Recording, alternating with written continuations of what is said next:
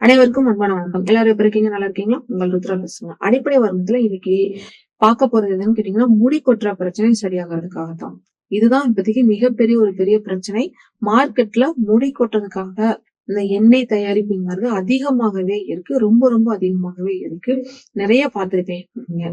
அந்த அளவுக்கு தயாரிப்புகள் அதிகமாக அதிகமாக இன்னும் தேவைகளும் அதிகமாகிட்டு தான் இருக்கு.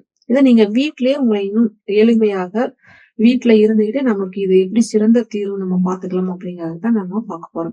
முதல்ல உணவுகளை நம்ம சரிப்படுத்தணும். அதற்கு முன்னாடி வயிறை சுத்தப்படுத்துறது ரொம்ப ரொம்ப முக்கியம். வயிறை சுத்தப்படுத்திருங்க. 6 மாதத்திற்கு ஒரு முறையாவது பேதி எடுத்துக்கணும். சரிங்களா? உணவு முறைகளை நீங்க எந்த உணவுகள் எடுத்துக்கிட்டாலும் சரி, நான்வெஜ் ஐட்டத்தை காலை உணவாக எடுத்துக்கவே வேண்டாம். புளிப்பு இருக்கக்கூடிய, அதாவது புளிப்பு தன்மை, புளிப்பு சுவை இல்லைங்க, புளிப்பு தன்மை இருக்கக்கூடிய உணவுகளை காலை வேளையில எடுத்துக்கவே வேண்டாம். அதை தவிர்த்துருங்க. பிராய்லர் கோழி, பிராய்லர் முட்டைங்கிறது தவிர்த்தரணும். இது ரொம்ப ரொம்ப முக்கியம். முடி கொட்டுற பிரச்சனைக்கு வாரத்திற்கு ஒரு நாளாவது எண்ணெய் தேய்ச்சி குளிக்கணுங்கிறது ரொம்ப நல்லது. அதே மாதிரி தினமும் மாலை நேரத்துல ஒரு 4 மணிலிருந்து அந்த 5:30, 6 மணிக்குள்ளேயாவது நீங்க ஒரு 5 சொட்டு எண்ணெய் தலைக்கு நீங்க வைக்கிறது ரொம்ப நல்லது. முடிஞ்சா நிறைய வச்சு நீங்க நல்லா மசாஜ் பண்ணி விட்டீங்கன்னா நல்லது. முடியாத பட்சத்துக்கு ஒரு 10, 15 சொட்டாவது தலைக்கு எண்ணெய் வச்சுதான் ஆகணும். வேற வழி இல்லை. நீங்க ஹேர் ஆயில் எந்த ஆயில் வேணாலும் பயன்படுத்துங்க. நல்ல ஒரு பலன் கிடைக்கும். சாதாரண தேங்காய் எண்ணெய் பயன்படுத்துறதுனால பயன்படுத்திக்கங்க. இதுல நம்ம கவனிக்க வேண்டியது என்னன்னு கேட்டீங்கன்னா, சல்பர் கலக்காத தேங்காய் எண்ணெயை பயன்படுத்துங்க. ஏன்னா சல்பர் கலந்த தேங்காய் எண்ணெய் பயன்படுத்தும் பொழுது பிற்காலத்துல நமக்கு நாளடைவுல என்ன ஆகுதுன்னு கேட்டீங்கன்னா, சொரியாசிஸ் பிரச்சனையோ இல்ல பொடுகு சம்பந்தமான பிரச்சனை, அதுவே முடி கொட்டுற பிரச்சனை, இந்த மாதிரி பிரச்சனைகளை உருவாக்கக்கூடியதாக இருக்கு. அதனால செக்குல ஆட்டின தேங்காய் எண்ணெயை வாங்கி நீங்க தலைக்கு தேய்க்கிறதுக்கு பயன்படுத்துங்க. இல்ல ஹெர்பல் ஆயில் நீங்களே தயாரிச்சு பயன்படுத்துங்க. இந்த மாதிரி பயன்படுத்தும் பொழுது நல்ல ஒரு மாற்றங்கள் உங்களுக்கு கிடைக்கும். உணவு வகைகளையும் நம்ம கவனமாக இருக்கணும். ரத்த உற்பத்தி கொடுக்கக்கூடிய உணவு வகைகளை எடுத்துக்கணும். சிவப்பு நிறத்துல இருக்கக்கூடிய எல்லா பழ வகைகளும் உங்களுக்கு நல்ல ஒரு பலன் கொடுக்கக்கூடியதாக இருக்கும்.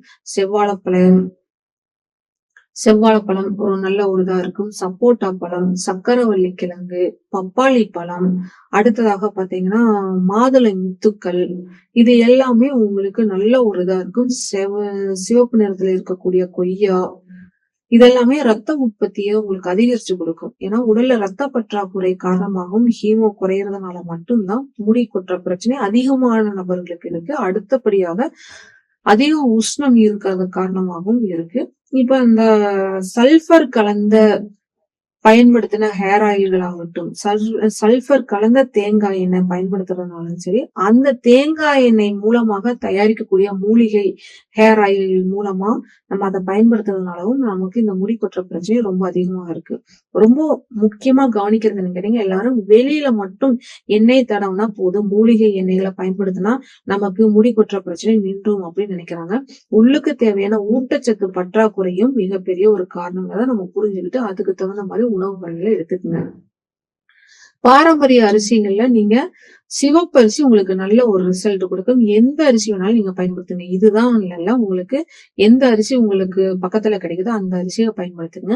மிக குறிப்பாக வாரத்துல ஒரு நாளாவது கருவேப்பிள்ளைய நீங்க துவையல் மாதிரி தயார் செஞ்சு அதை சுடுசாதத்துல போட்டு சாப்பிடணும். இது ரொம்ப முக்கியம். நெல்லிக்காய், பெரிய நெல்லிக்காயை நீங்க ஒரு நாளைக்கு 1 எடுத்துக்கோங்க. முடியாத பட்சத்துல வாரத்துல 3 நாள் இல்ல 4 நாட்களாவது அப்படியே சாப்பிடுங்க. இல்லைன்னா தேநெல்லியே சாப்பிடுங்க. இல்லைன்னா நெல்லிக்காயை ஜூஸ் மாதிரி போட்டு சாப்பிடணும். இதெல்லாமே நீங்க செஞ்சுக்கிட்டு வரும் பொழுதுதான் நல்ல ஒரு மாற்றம் கிடைக்கும். அடுத்து வர்ம புள்ளிகளை பாத்தீங்கன்னா, நடுப்பகுதி, இந்த நடுவிரல்ல இந்த இடத்துல நீங்க அழுத்தம் கொடுக்கணும். வர்ம சிகிச்சை நீங்க கொடுக்கணும். சரிங்களா?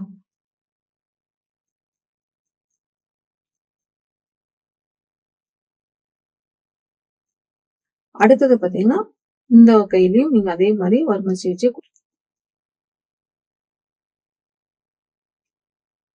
அடுத்தது இந்த கட்டை விரல் இருக்கு பாத்தீங்களா, இந்த கட்டை விரல இந்த இடத்துலயும் நீங்க சிகிச்சை கொடுக்கணும்.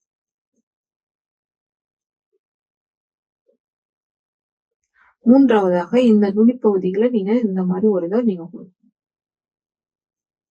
ஒவ்வொன்றும் 2 நிமிடத்திலிருந்து 3 நிமிடங்கள் வரைக்கும் நீங்க கொடுத்தீங்கனாலே போதும்.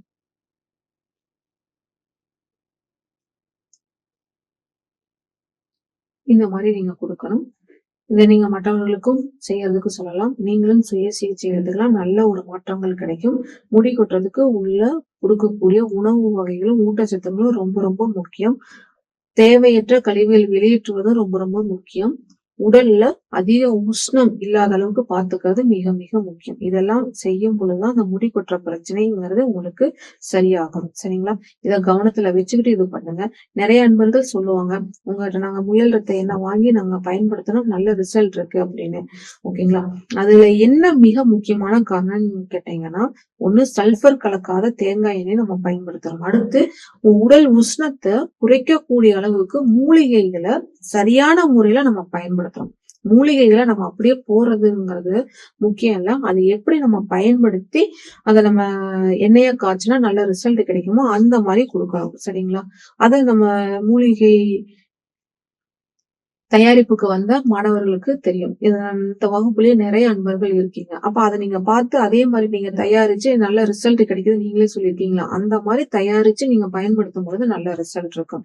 இதுதான். நீங்க எந்த எண்ணெய பயன்படுத்துறீங்கங்கிறதெல்லாம் முக்கியம் இல்ல. சாதாரண தேங்காய் எண்ணெய பயன்படுத்தினாலும் உடல் உஷ்ணத்த சமன் செய்யணும். ஒண்ணு சல்பர் கலக்காத எண்ணெய்களை பயன்படுத்துங்க. தேங்காய் எண்ணெயில மட்டும்தான் அதிகமா சல்பர் கலந்து பயன்படுத்துறாங்க. அதனால அந்த எண்ணெய்கள்ல நீங்க தவிர்த்துட்டு செக்குல ஆட்டின எண்ணெய்களை வாங்கி பயன்படுத்துங்க. நல்ல ஒரு மாற்றங்கள் கிடைக்கும். பாரம்பரிய உணவுகளை நீங்களும் எடுத்துக்கோங்க. உங்களுக்கு தெரிஞ்சவங்களுக்கும் சொல்லுங்க. குடும்பத்துல இருக்கிறவங்க அனைவருக்குமே சாப்பிடுறதுக்கு சொல்லுங்க. ஏன்னா அனைவருமே ஆரோக்கியமாக இருக்க வேண்டும். சரிங்களா? அனைவருமே பயன்படுத்தி ஆரோக்கியம் பெறுவோம். நன்றி, வணக்கம்.